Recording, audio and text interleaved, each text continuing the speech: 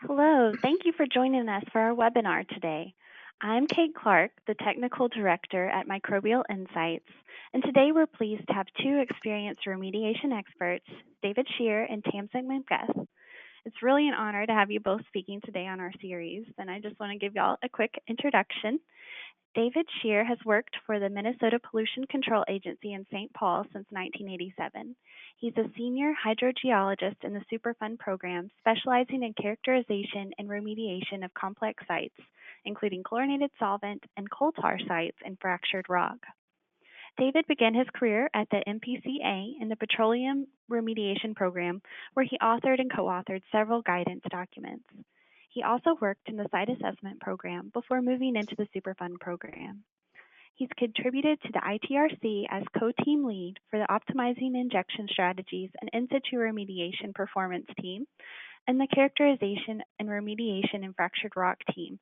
He's served as a member on several other teams. David earned a bachelor's degree in geology from St. Cloud State University, and he's a licensed professional geologist with the state of Minnesota. Dr. Tamsin Macbeth is a senior vice president at CDM Smith out of Helena, Montana. She has worked for CDM since 2009. Tamsin is an environmental engineer with an interdisciplinary academic and research background in microbiology and engineering. She specializes in the development, demonstration, and application of innovative, cost-effective technologies for contaminated groundwater. Her current work focuses on developing combined technology approaches and innovative characterization techniques such as high-resolution site characterization, mass flux, and mass discharge metrics. Since 2004, Tamsin has contributed to the ITRC as a team member and instructor for the ITRC's bioremediation of DNAPLs, integrated DNAPL site strategy, molecular diagnostics, and DNAPL characterization teams. Tamsin earned a bachelor's degree in microbiology and a master's degree in environmental engineering, both from Idaho State University, and a doctoral degree in civil and environmental engineering from the University of Idaho. During the webinar today, David and Tamsin will be sharing their work from the ITRC's Optimizing Injection Strategies and In Situ Remediation Performance team. The team published a web-based interactive regulatory guidance document earlier this year, and their talk today will provide an overview of that guidance, including case studies and commonly encountered field and design issues. As many of you who have attended before know, this webinar today will be recorded and available on the resource section of the Microbial Insights website within the next week. A link will also be emailed to all registrants as soon as it's available.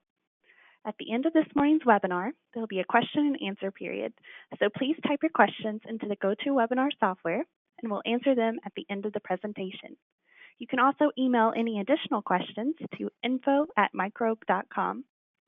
So without further ado, I will hand it over to Dave. Thanks, Kate.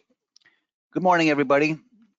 The ITRC Optimizing Injection Strategies document was developed by a team of over 50 environmental professionals over a 2-year schedule.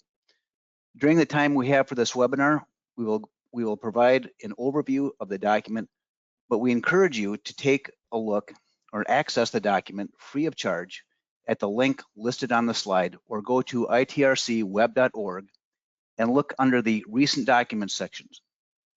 The web page will also provide a schedule of upcoming ITRC training events.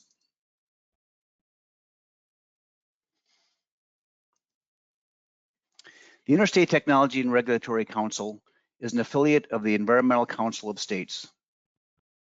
ITRC is a state-led coalition of regulators, industry experts, citizen stakeholders, academia, and federal partners that work to achieve regulatory acceptance of environmental technologies and innovative approaches. ITRC consists of all 50 states and the Territory of Puerto Rico and the District of Columbia that work to break down barriers and reduce compliance costs, making it easier for new technologies and helping states maximize their resources.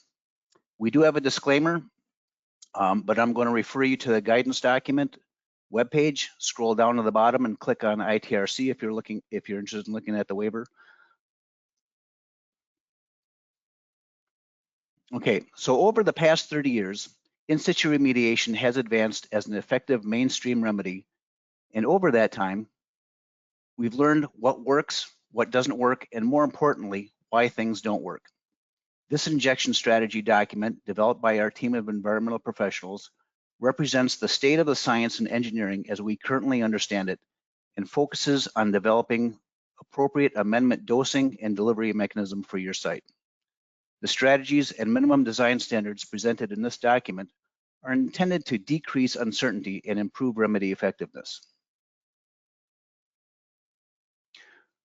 When applying in situ remedies, the problems we face are failure to achieve expected performance objectives and encountering unanticipated variables that impact effectiveness. For example,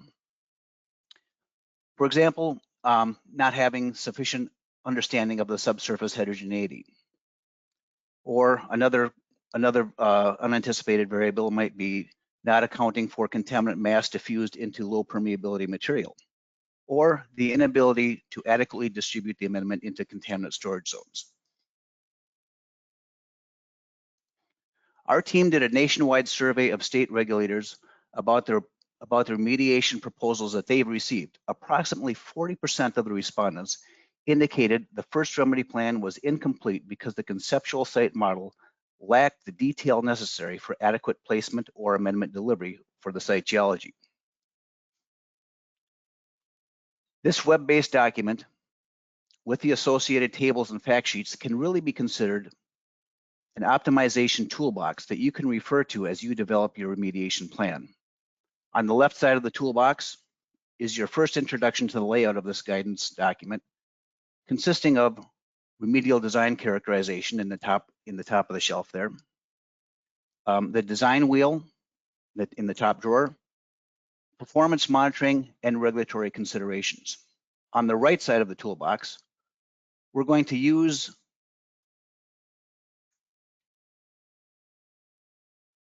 to optimize the remedial process, including commonly encountered challenges, amendment fact sheets, a delivery and injection matrix, and bench scale and field scale considerations. So where do we start? What are the challenges that you are encountering with an existing remedy and its implementation? So let's throw out a few scenarios and see what might be happening at your site. Are we having higher concentrations after injections compared to baseline? I've seen that at a few of my sites. Or maybe you have no indication of change after the amendment's injection. I've seen that too. Do you have insufficient amendment distribution and contact at your site? Now that might be related to the previous scenario. Or are you using a vendor's dosing and default values instead of data from the conceptual site model? Remember when we used to use textbooks, and if you wanted more information on a particular topic, you would go back to the index and look it up. Table 1-1 in Appendix B works like an index. Commonly encountered issues associated with remedial design characterization. The gray print is hard to read here, and I don't intend for you to read it during this webinar, but for now, I'd like you to focus on the column headings. Identify your lithology and contaminant in the left two columns. Then scroll over to the next column and find your common challenges and lessons learned. From there, look to the last column for links to the content within the body of the document, or pull up a particular delivery or amendment fact sheet, or click on the links to other documents including other ITRC guidance documents. And you can see here, we'll pull up, there are certain ITRC guidance documents that are listed here, and all you have to do is just basically click on those hot links, and it'll move you right to that particular document. There are also similar tables or sections on commonly encountered issues with amendment choice, design, and delivery, and also commonly encountered issues with field implementation. These tables can be considered your tool of choice to use for your specific site conditions. So let's review the presentation roadmap. The graphic on the left with the red, green, and blue shapes represents the optimization process. The three major elements or sections of the optimization process consist of remedial design characterization in red, The design section in green is the process for selecting the appropriate amendment, dose, and delivery method. And implementation in blue consists of performance monitoring and data interpretation. The final sections of the document discuss stakeholder and regulatory considerations. I'm going to take us back in time a little bit and provide some historical context. The original integrated DNAPL site strategy document that Kate mentioned earlier was developed in 2011, and it was the launching pad for several other ITRC documents, including integrated site characterization and remediation of fractured rock, and now the optimizing injection strategies document that was published in 2020. The optimizing injection strategies document is meant to mesh with the original IDSS document, but provides greater detail to the treatment, technologies, monitoring, and remedy evaluation sections. As presented here, the nature of effective in situ remediation is iterative. The interactive and iterative approach provides for the conceptual site model to remain adaptable as technologies develop and as the remedy assumptions change. Within the design wheel, the optimization staircase shown on the right side displays the process of implementing, monitoring, and optimization during the bench and field scale pilot test phases. If there's an opportunity to optimize, get my animation going here, we go back to the middle. If there's an opportunity to optimize, we go back to the little mini design wheel at the top of the section and then repeat the process over again. So it's just a kind of a continual loop of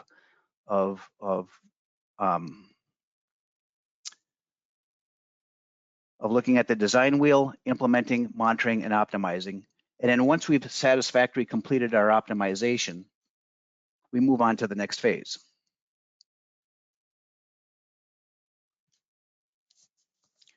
Now that we have an understanding of the optimization process, I'm going to turn the presentation over to Tamsin to cover remedial design characterization. Tamsin? Thanks, Dave.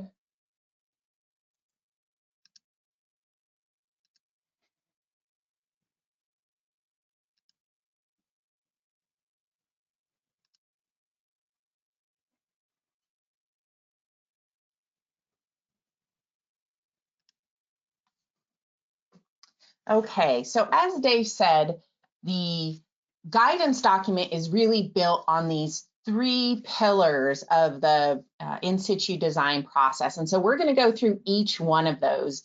And the first one we're going to talk about is the remedial design characterization stage. And this is covered in the guidance document on section 2. And so our learning objective for this section is to really understand the iterative process that Dave talked about, and really even within each of these steps, how you evaluate, manage the uncertainties within that step, and use that to guide the decisions as you're advancing through the design and implementation of your in situ remedy.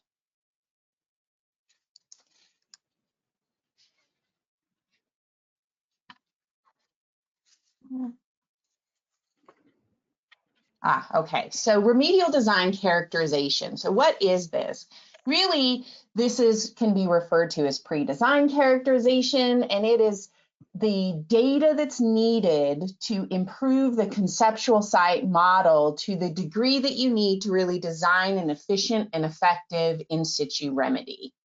So very often, I think our number one reason why our in situ remedies typically fail is because we have a lack of detail within the conceptual site model. And so it really is important as you're going through the decision process, and if things aren't working out as well as you would like, that you really go back to the basis of those decisions, which is your conceptual site model. And very often the resolution of your data sets can be one of the things that could be dramatically improved, and often has a very significant impact on how you design and implement these in situ injection processes. So this first example really is an example of how data resolution affects our ability to understand the site and how that may affect our in situ injection design.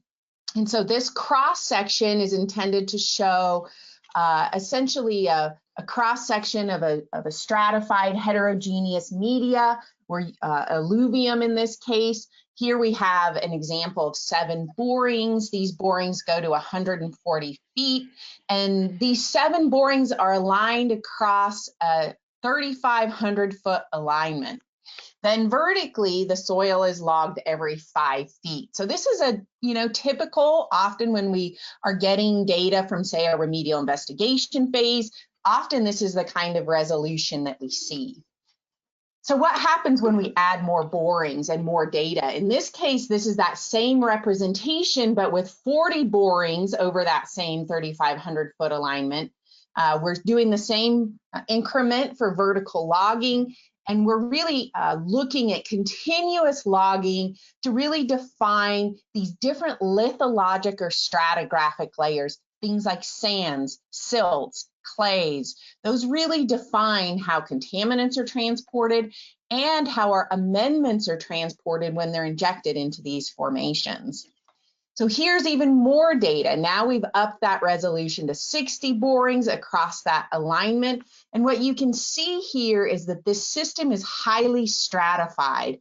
And the dark green are high permeability zones, and our light green are moderate, and gray are low permeability zones. So you can get a sense that if we're doing injections within this heterogeneous media, there's a lot of complexity. And that injection fluid is going to migrate, typically preferentially, within your more transmissive zones. So having an appropriate resolution of data is really important. And that resolution needs to account for geology, hydrogeology, geochemistry, and microbiology. So these are really our 4 pillars of remedial design characterization.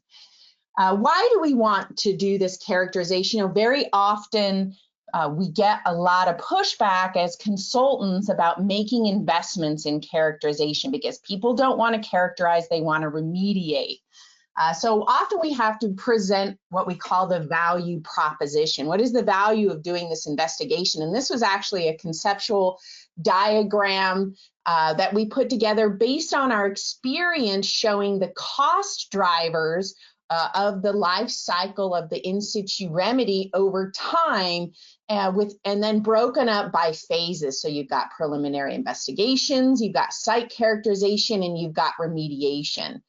The path on the red, or shown by the red line, really is sort of what that cost trajectory is without doing remedial design characterization. So going right from, say, your RI phase or PDI phase into remediation. And so what happens very often is you go out, you've got a kind of a gross conceptual site model, you implement some remediation, and then realize it's not working very well. So then you have to go back, do some optimization, and that ends up costing quite a lot of money in the remediation phase. What we're proposing is that by doing some of this pre-design investigation, you can, it increases the cost of that characterization phase, but the value is that you get a more efficient, more effective, and often substantially reduced scope in your remediation phase. So the overall life cycle cost is lower, and you do see savings. And that is something in my own practice and experience I've seen time and again. So let's talk about this value of investigation. Here we have another case study where we have a 20-acre site in California. In this case, it's VOCs, chlorinated solvents, impacting soil and groundwater within kind of an alluvial floodplain. The target treatment zone in this case was a sand lens about 15 feet below ground surface. So the initial remedy was they wanted to get out there. There was a very tight time frame, so there was a lot of pressure to do remediation, and so they decided to do enhanced in situ bio implementing sodium lactate.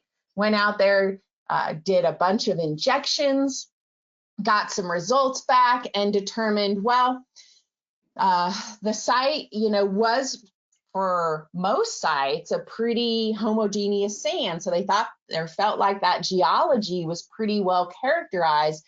Within that sand interval, they felt like they got some pretty good distribution, or they got amendments into those sands, but that's really all they understood. And when they look at contaminant response, they weren't seeing the kinds of degradation that they were really looking for in the treatment process.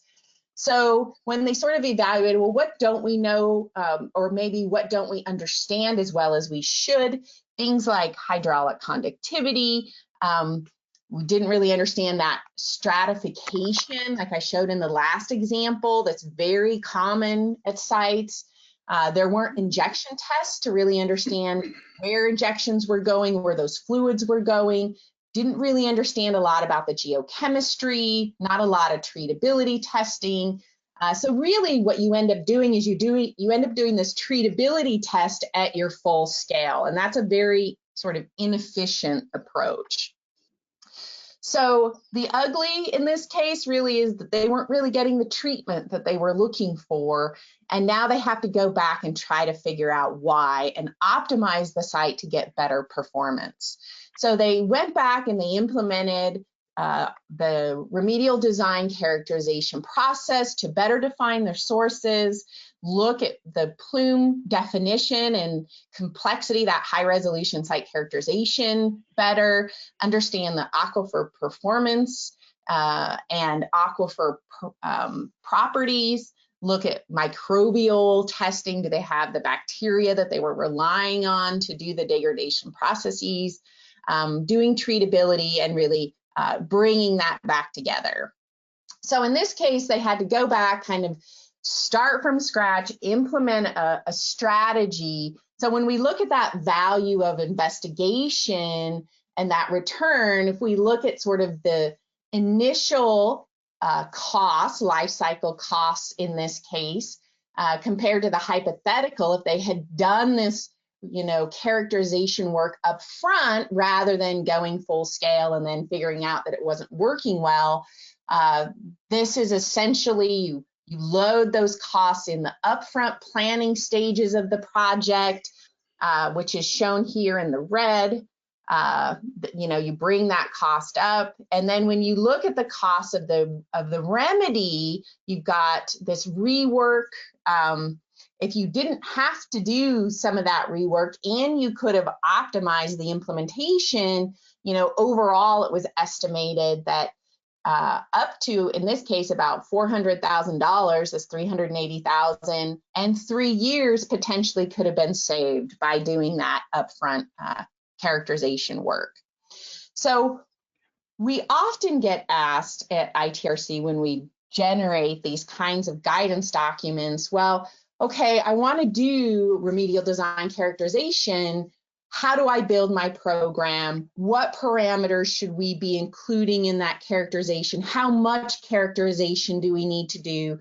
So this guidance document has this table 2.2, which is a really useful table that you can go through and sort of just check off the kinds of parameters that you need to understand and need to make sure is included in your conceptual site model.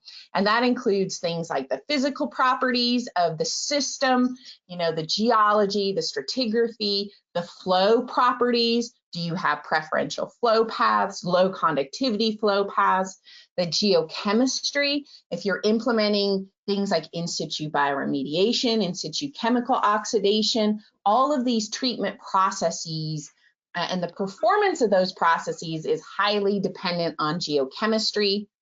Microbiology, something that's near and dear to my heart as a microbiologist, and certainly with Microbial Insights here, we do a lot of work looking at those contaminant degrading microbes and using things like DNA analysis and compound-specific isotope analysis to understand those degradation processes and the potential for those degradation processes shown here.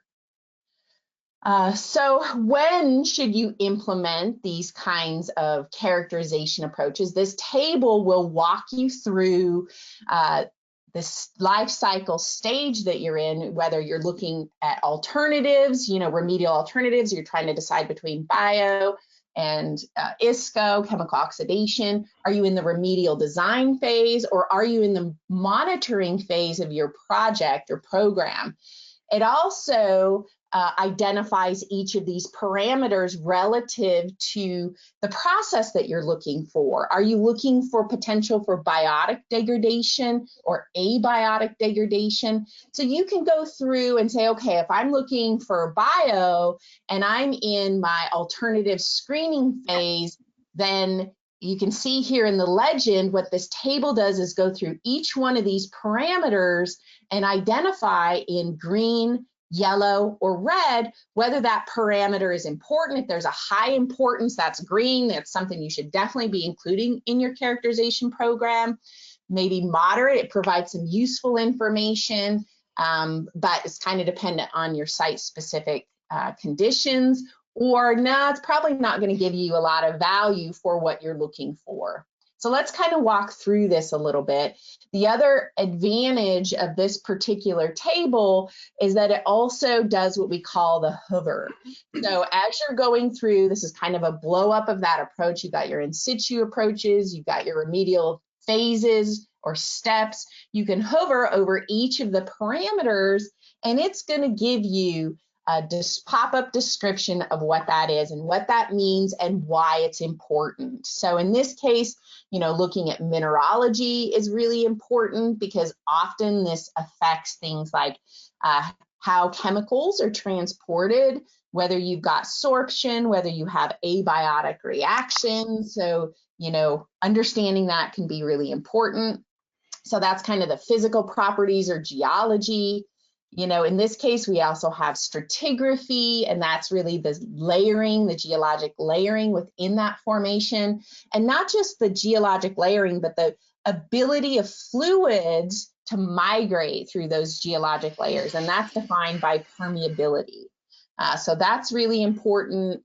Heterogeneity, you know, that really drives both contaminant transport, where your contaminants are.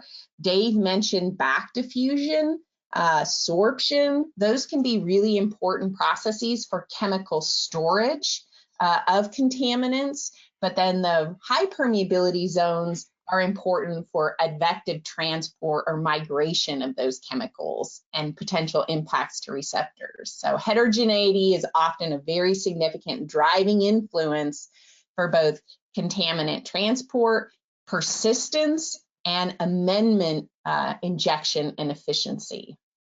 Anisotropy, again, as associated with the heterogeneity. So in addition to the physical properties, we go through the parameters associated with geochemistry. And again, we kind of have our Hoover table. You can go through each one of those parameters, things like sulfate, chloride, carbon, and really get a lot of information. This is the one-stop shop almost for understanding importance of these parameters for these injection processes. Microbiology and degradation potential. As I said, these are really powerful tools in both the context of in situ bioremediation, if you're doing enhanced bioremediation, trying to stimulate microorganisms to degrade your chemicals of concern, understanding whether you have the microbes present that can do those degradation processes is important. In addition, we very often advocate within ITRC and within our practice in general to build what we call an attenuation capacity conceptual site model. And that really is a model that describes both the chemical transport and then the ability of the aquifer system to attenuate or to degrade those contaminants or to retard the transport of those contaminants within that formation. And that aquifer attenuation capacity is going to determine how large your plume can get, the extent, and how far it will migrate, whether it's stable, whether it's expanding, or whether it's retracting. And understanding that is really important when you're trying to make decisions about Where should I do active treatment? Where should I do injection? Should I do it in high flow zones? Should I focus on storage zones?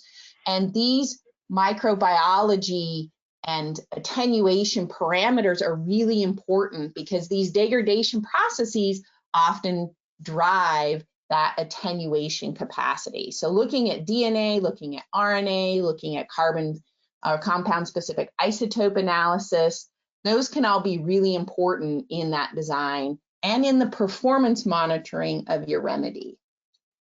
In addition, looking for degradation byproducts, things like gases and end products, and understanding the chemistry, geochemistry that's supporting those degradative processes. So in addition to the remedial design characterization, I think we've made the argument that that's a really important component. The next step in our design wheel, if you will, is really looking at what we call the amendment, dose, and delivery portion. And this is covered in section 3 of the guidance document. And so this is really focused on providing information about how to select amendments for your site, how to determine what dosing you need of those amendments, what your delivery options are for injecting those amendments at your site. So this is a lot of kind of the nuts and bolts of the injection design process. So first, it's important to understand the design wheel, or what we call the design wheel. And this really is looking at your different amendments and looking at the specific site considerations, looking at what your options are for delivering those amendments to the contaminant zones at your site, defining what the doses are and all the relative site-specific factors that influence developing those doses, and then essentially sequencing this. One thing that you will come away with at the end of this training is that a lot of these steps and processes are iterative. So let's go through this iterative nature. I think Dave referred to this as our optimization staircase. So when we look at this design wheel and we're trying to make these key decisions about selecting amendments, deciding how we're going to get them in the ground, and deciding the dose, the two key elements of doing that and settling on the option that's best for your site are bench tests and pilot tests. And really each of these phases allows you for more modest investments to really evaluate your options and evaluate the performance of those options with your site and site considerations. So all of these things are really driven by what is your target treatment zone? How large is your target treatment zone for injections? What's the depth interval of injections? So very often when we get done with the remedial investigation and we move into the feasibility study stage of the process, at some point someone drew a box around the treatment zone based on the data that they had. But it's important to understand that that box may need to change. And there's going to be some iteration of defining what that box is for injections as you move through the process. So as you're going through the design process specifically, one of the most important considerations for optimizing the design is refining that box. And often that's not done. So that really is a key consideration. In addition, the other important design elements, again, is that you need to make sure that in addition to just defining the plan view of the box, that you're defining the vertical view. It is not uncommon to go to a site and to see a box that has a vertical interval for injection defined as something like 20 to 60 feet. That's a very large injection interval, and there's a lot of challenges with injecting over that interval. And what we found is that when you go in and implement something like high resolution site characterization, the vast majority of contaminant transport and distribution often occurs in more like 10 to 20% of that vertical interval. In addition, the contaminants are often distributed very discreetly within those intervals, particularly for things like chlorinated solvents or DNAPL impacted sites. And so getting that resolution is really important, both to make sure that you're doing the injections within the vertical interval that has contaminants and that you're focusing those injections. So these design elements can really, and things like pilot studies are really critical for doing that. So we're going to go through a case study that exemplifies the value of doing these bench and pilot studies during the injection design process. And this case study is a solvent release site. Chlorinated solvents, of course, or something that we deal with all the time, one of the most prevalent types of chemicals that we're addressing with these in situ remedies. In this case, this is a sand and silt aquifer. So you can see in the figure, the brown is the sand and silt zone, and then it's underlined by a clay. So you can see groundwater flow typically is going from left to right if you're looking at the screen, and the contaminant plume is the fluorescent colors. So first is sort of to understand and to build the conceptual site model, there are a variety of tools available, different kinds of modeling tools that allow you to integrate your site data. And so you've got visualization tools, things like 3D modeling, Leapfrog, mining visualization software. That allows you to bring in your geology, your plan view maps, your contaminants, to just map in 3D what your site characteristics are. Then there's also transport models and flow models, and those really are focused on building how groundwater and contaminants are moving in the subsurface. Transport's focused on degradation, this attenuation capacity that I talked about. And so all of these tools can be integrated, you see this design wheel, essentially into a conceptual site model to give you information and quantify both contaminant distribution, transport, and then ultimately be used for the injection design of your system. Those models can be informed by laboratory testing at the bench scale. In this case, you can see for this case study, they took groundwater and soil and they brought it back to the lab. And they really were trying to identify amendment types and dosing. So they used a bunch of different amendments. They looked at how those amendments, what their utilization rates were, what the associated degradation processes that were observed, and how fast those degradation processes were stimulated. In this case, they actually evaluated both bioremediation amendments to stimulate reductive dechlorination of the chemicals, the VOCs of concern, and they looked at different chemical oxidants. So the bench studies were very informative. This is kind of the take-home message. In looking at, is ISCO potentially better or is bio better, what they determined was that ISCO, the kinetic degradation rates were faster, but there was a lot of secondary effects. There's a lot of pH effects, there's metals mobilization, and very often there's also a lot of potential for rebound with oxidants because they are so reactive and they don't typically last very long in the subsurface. So there was also in this case a very high oxidant demand for the site, which means you have to inject more oxidant to overcome that oxidant demand and see the degradation that you're looking for.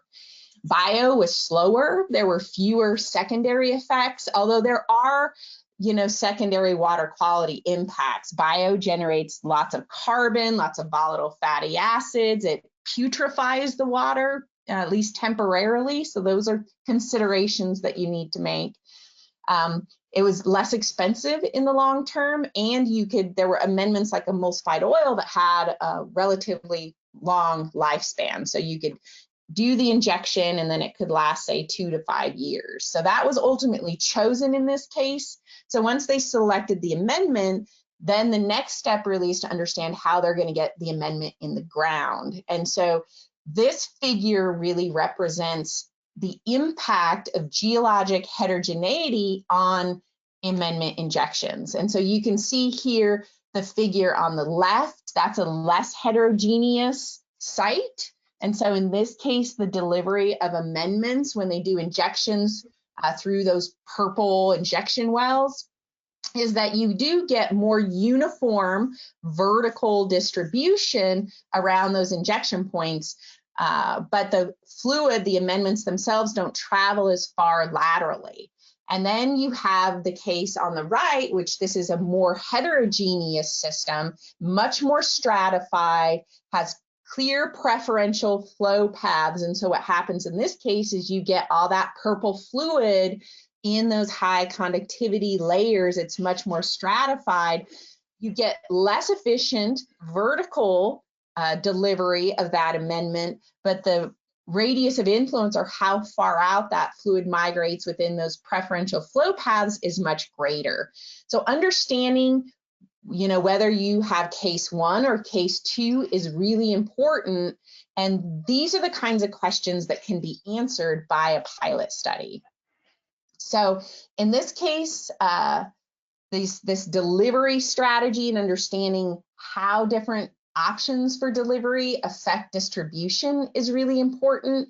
And so looking at things like the type of amendment, if you're injecting something like lactate versus something like oil versus a solid, if a lot of folks are really interested in things like injectable granular activated carbon or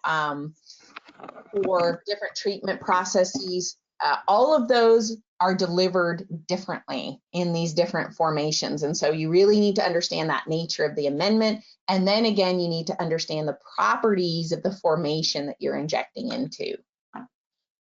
So one of the things that we've done is created a table to help you understand what options are for delivery and delivery technologies, and how well those delivery technologies work relative to specific characteristics of sites.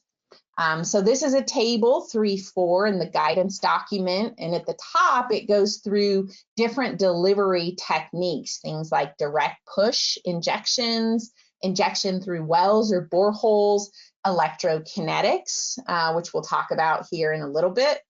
Solid injection, I talk about things like zero valent iron, granular activated carbon. So you can either put those solids in boreholes, a trench, or potentially do pneumatic or hydraulic fracturing to deliver those solids. And also things like permeable reactive barriers, doing things like trenching to get those amendments into the ground. So then along the column or along the rows, it has what the hydrogeologic characteristics of the site are. So are you in a gravel? Are you in a sand, a silt, a clay, a bedrock? What's the permeability? So these are the characteristics of your site. And then this table basically goes through and labels for each of these injection technologies or delivery technologies, whether it's widely used within that hydrogeologic formation, whether it's site specific. Sometimes it can be used, but maybe you really need to think about it and whether the site is amenable to that type of injection, or it's just really not applicable. So this can help you screen what your options are for your site to get delivery of amendments into your formation.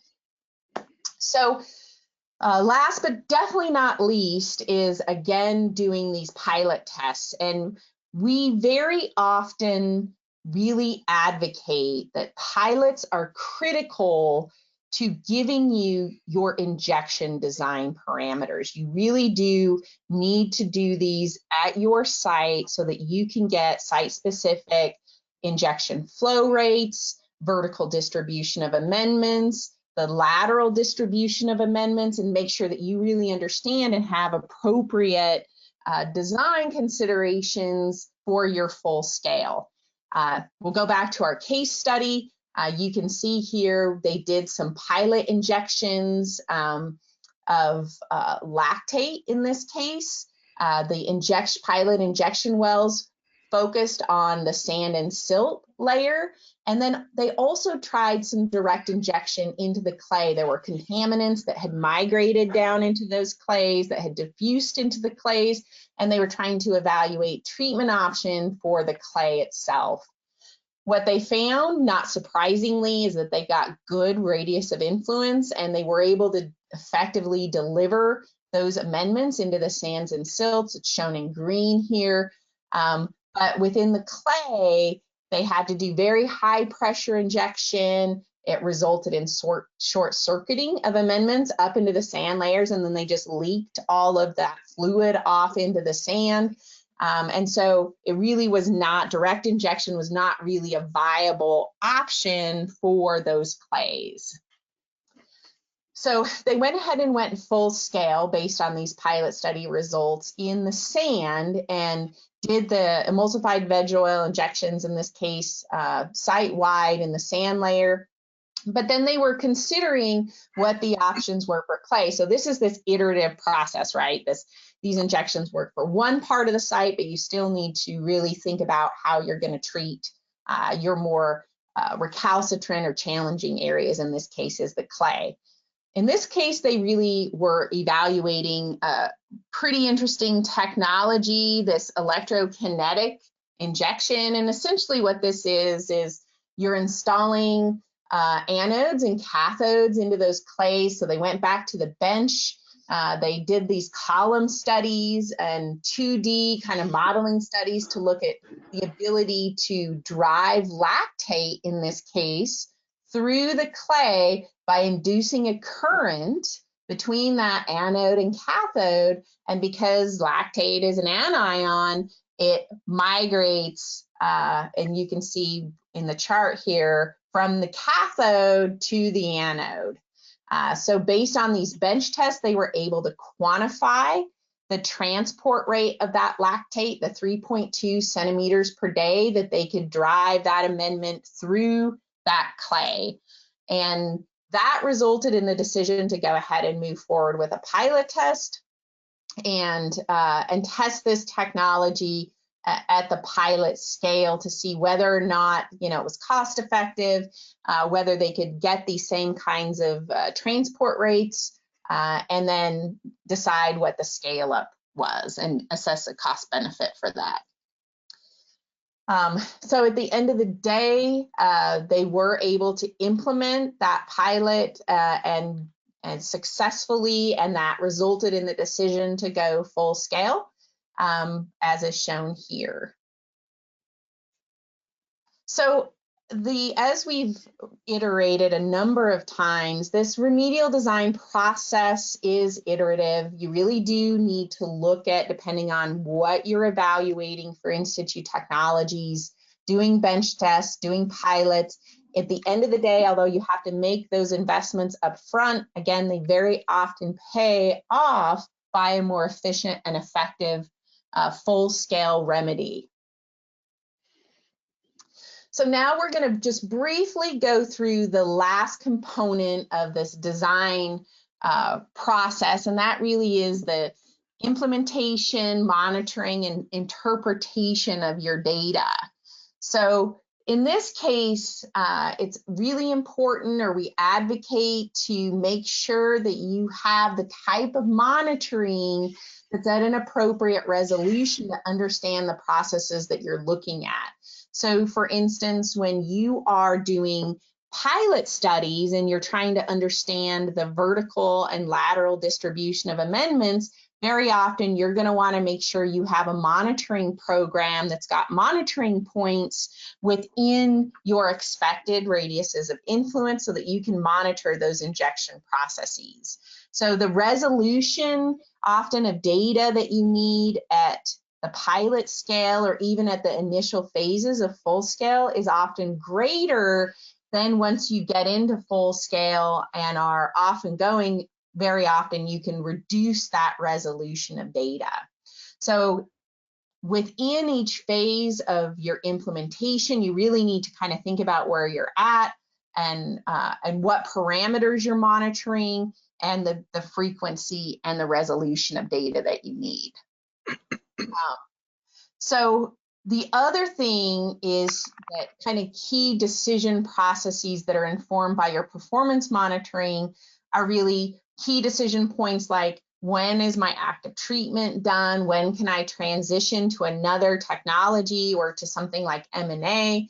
Have you collected all the data that you really need to evaluate progress and to potentially optimize if that's what you need to do?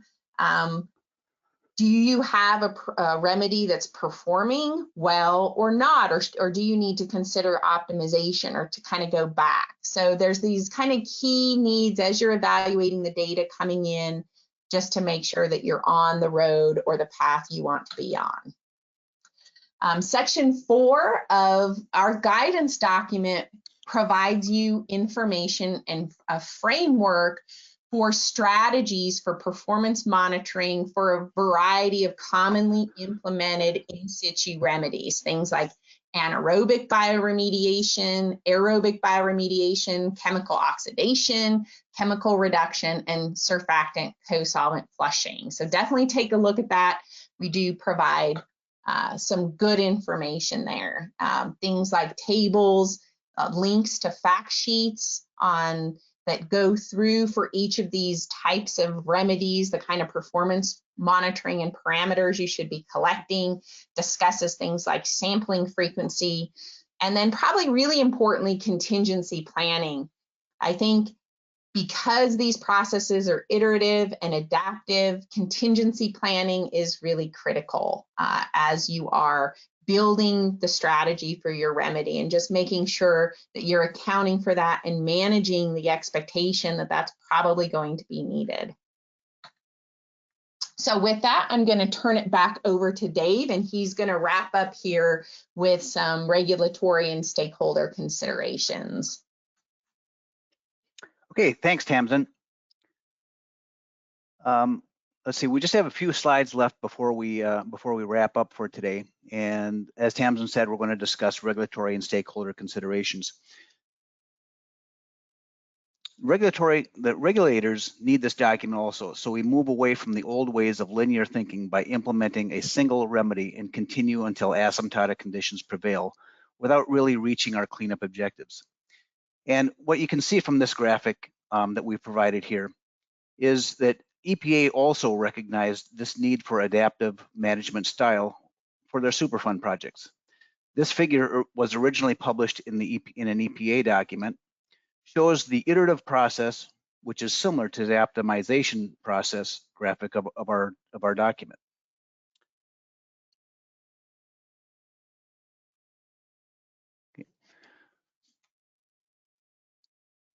Okay, so what I want you to do is use this document like a toolbox.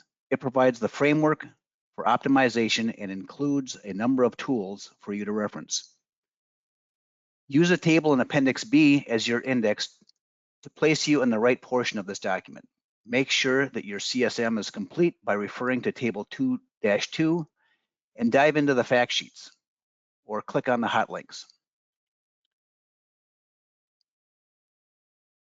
As I stated in my introduction, the use of this document for making predictable, optimized outcomes for in situ remedies using sound science and engineering. Okay, let's go on to the next. Okay. Okay, we hope you enjoyed the webinar presentation for today. And remember, you can access the document at itrcweb.org and scroll down to the recent documents section, or use the link provided in the second bullet on this slide. We're also planning to provide a 3-hour short course at the AEHS West Coast Conference and a 4-hour short course at the Battelle Chlorinated and Remediation Conference. And with that, I'm going to turn it back to Kate.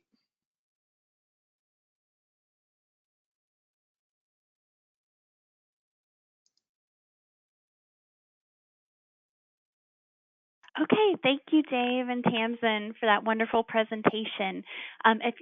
Anyone in the audience has questions, please enter them now in the GoToWebinar software. We have a few more minutes available to answer some questions. So let's see. Have you found that a longer injection screen is okay so that you can target permeable zones, which may be at multiple elevations within a thick groundwater target zone, especially if you know that there are several small permeable zones in that vertically thick groundwater zone? So this is kind of a question going back to slide 42, where you showed the kind of two different injections in the monitoring wells. Yeah, that's a really good question. It is one of the key design considerations. And the answer is it really depends.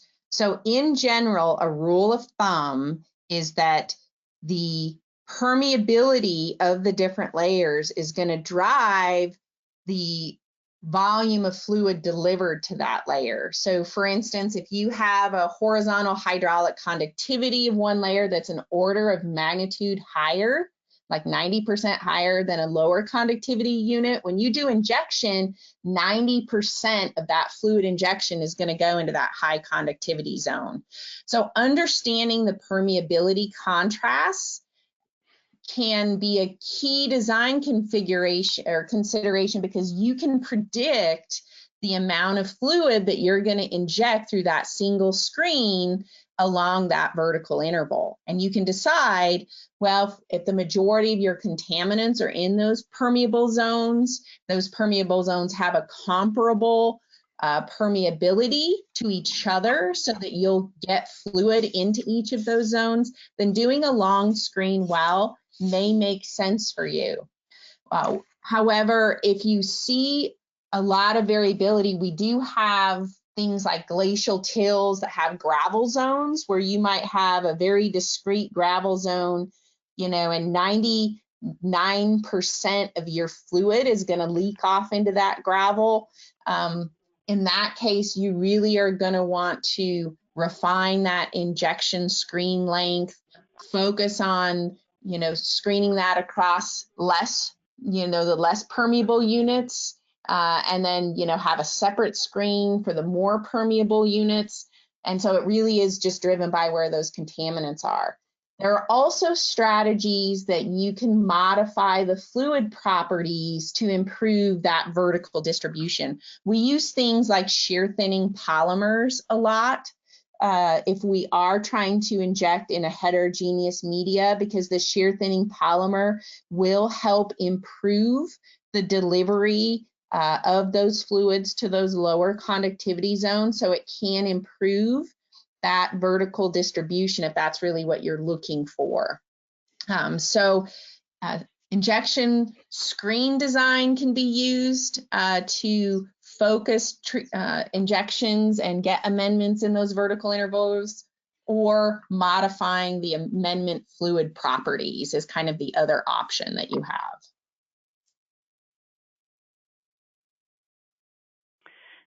Okay, thank you, Tamsin.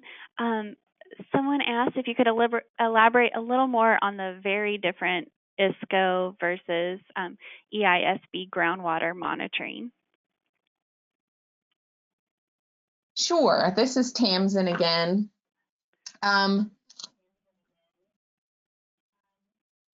Essentially, the parameters that you monitor, the geochemical parameters in particular with a chemical oxidant versus a bioremediation, is really driven by, one, kind of what the optimal geochemistry is for the treatment process, two, evaluating the impact of those amendments on the geochemistry and making sure you're monitoring known byproducts or unintended consequences of those amendment injections. And then, you know, three, monitoring the degradation processes you're looking for. So that really drives the different parameters. So chemical oxidants, the parameter monitoring list, if you're doing the design phase, is focused on understanding some key things. One is the chemical oxidant demand of the system itself, because that's going to drive how much oxidant you have to inject. Two is understanding the potential for byproducts.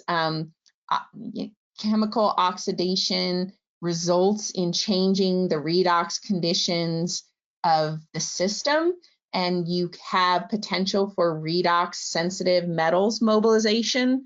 So very often looking at metals is an important consideration to make sure you don't have this unintended consequence of the fluid injection. And then there are things, you know, that you also typically want to monitor for particular oxidants. So things like sodium persulfate, right, often create or have very, very high sodium and sulfate levels. And that can have some interesting geochemical impacts. And then things like pH are often greatly affected by those chemical oxidants. So oxidant demand, redox conditions, metals, those are the typical parameters that are associated with monitoring and understanding chemical oxidation. For bioremediation, and it really kind of depends on what your bioremediation strategy is. I think what we focused on more in this training is chlorinated solvent bioremediation, which is very often anaerobic. And so in that case, what you're trying to do is inject amendments that drive redox conditions, again, anaerobic or anoxic. So for efficient degradation, you typically want to see things like depletion of oxygen, depletion of sulfate, formation of methane, because those redox conditions indicate that those conditions are conducive to those reductive dechlorination processes. So redox conditions are important. Things like pH is important because microorganisms have optimal pH. Typically, you want pH in the 6 to 8 range for optimal degradation. So you want to monitor that. Then things like carbon. Carbon really is a key parameter because that's typically what the amendment is and what you're injecting. That's what's stimulating the microorganisms. So you want to look at those carbon levels. And then you want to look at parameters that give you some indication of, again, some of these unintended consequences. In the case of anaerobic bioremediation, you are driving the redox conditions more anaerobic, and that can result in mobilization, again, of redox sensitive metals. So things like arsenic, iron, manganese, that in their reduced form tend to be more mobile in groundwater. So we will often, include those parameters just to monitor those potential effects. And then secondary water quality impacts, things like methane, again, carbon, just because you want to make sure that through the restoration process, those secondary water quality impacts are transient and that your system recovers, particularly after you're done with the treatment process. Okay, thank you, Tamsin. If y'all have time, we can address one more question, and then if anyone has any questions that aren't answered, please email those to info@microbe.com, and we'll ask our speakers to respond to those. So for a last question, is high pressure injection of solid amendments or more viscous liquid amendments recommended? Some regulators do not allow high pressure injections because of the potential for expanding the contaminant plume. So that is a really good question. There is some variability about what you mean by high pressure or, some semantics issues. In general, high pressure injections, or increasing the pressure can be done. Often they increase pressures with things like direct push technology or through injection wells to increase the injection flow rates. So in that case, what you're doing is just pushing the fluids in faster to those permeable zones.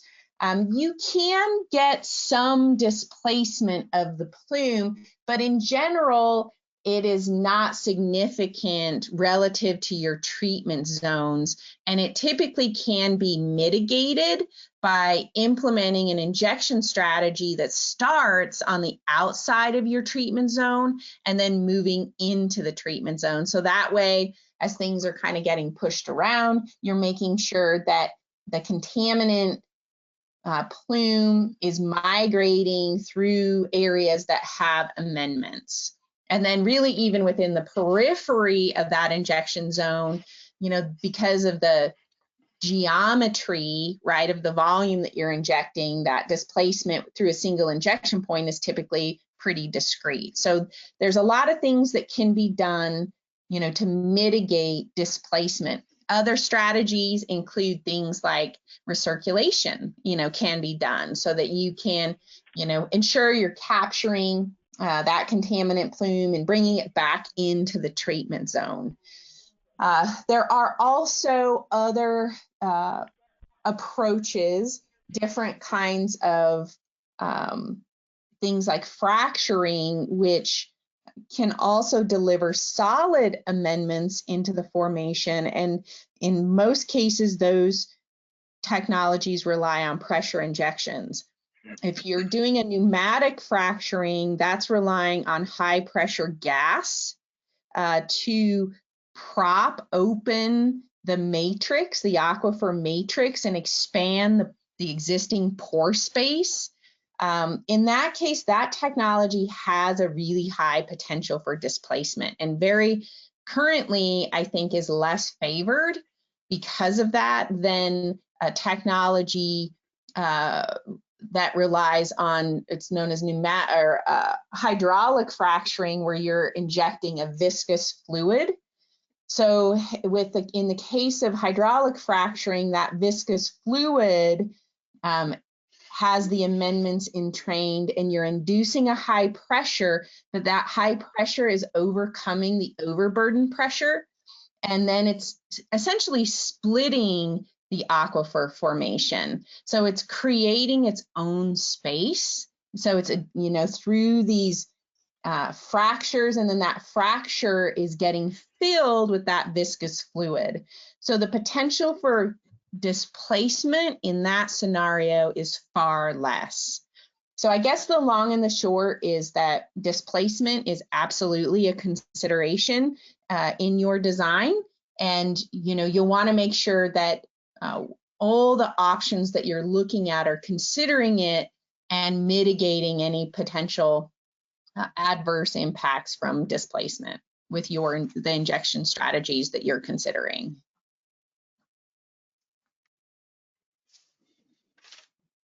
Okay, thank you, Tamsin and Dave, for a wonderfully informative presentation. Thanks to everyone who was able to join us today. Please look for a follow-up email in the next few days that has a link to the recording, as well as a link to get a certificate of attendance. If you would like a copy of the slides, please email info@microbe.com. Have a nice day.